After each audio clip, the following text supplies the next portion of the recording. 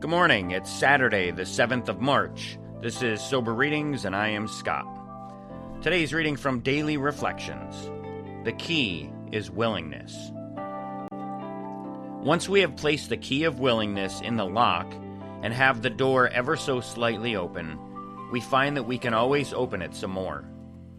That's a line from the 12 Steps and 12 Traditions, page 35. The willingness to give up my pride and self-will to a power greater than myself has proved to be the only ingredient absolutely necessary to solve all my problems today.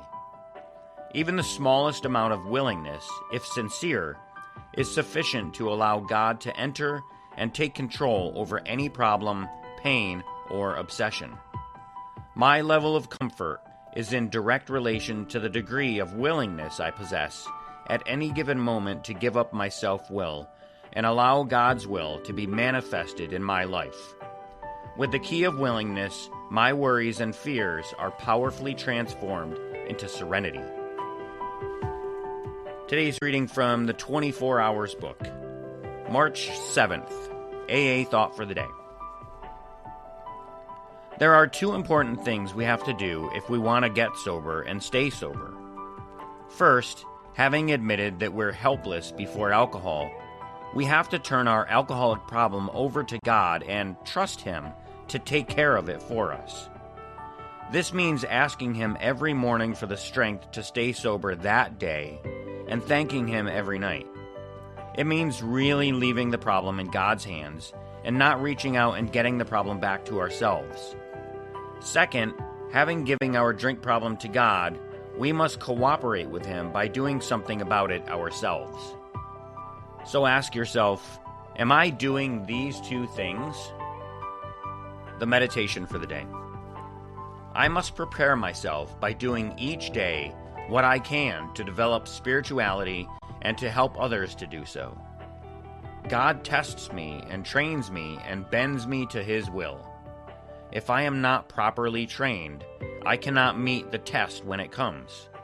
I must want God's will for me above all else. I must not expect to have what I am not prepared for. This preparation consists of quiet communion with God every day and gradually gaining the strength I need.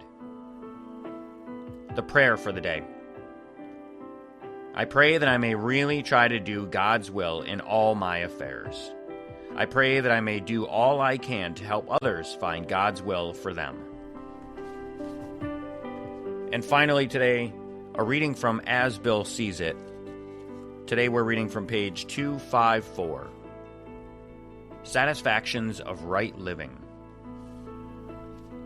How wonderful is the feeling that we do not have to be specially distinguished among our fellows in order to be useful and profoundly happy.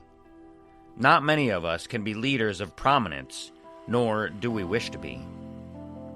Service gladly rendered, obligations squarely met, troubles well accepted or solved with God's help, the knowledge that at home or in the world outside we are partners in a common effort, the fact that in God's sight all human beings are important, the proof that love freely given brings a full return, the certainty that we are no longer isolated and alone in self-constructed prisons, the surety that we can fit and belong in God's scheme of things.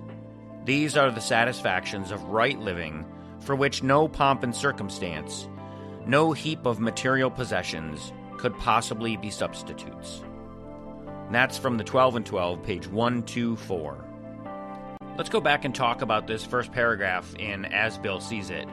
How wonderful is the feeling that we don't have to be specially distinguished among our fellows in order to be useful and profoundly happy. That just reminds me of how many different types of people you see in AA meetings.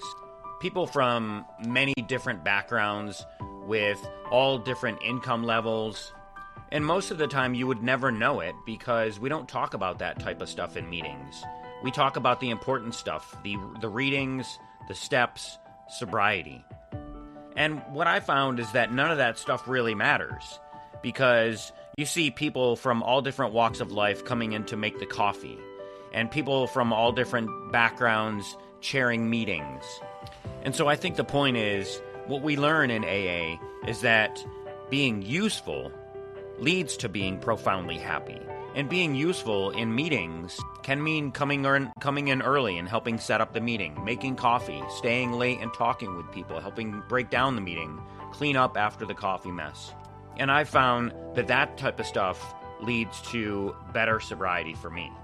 So I'd love to hear your thoughts and your opinions on this subject. Send me an email at soberreadingswithscott@gmail.com, or you can go to my website, soberreadings.com, and fill out the form. And while you're there, if you'd like to drop $1 in the donation basket for today's readings, click that donate button. So thanks everyone for listening today. Take care of yourselves and each other, and remember, just for today, don't drink, go to a meeting, and keep coming back. Have a great day, and as my friend Larry said, best day ever.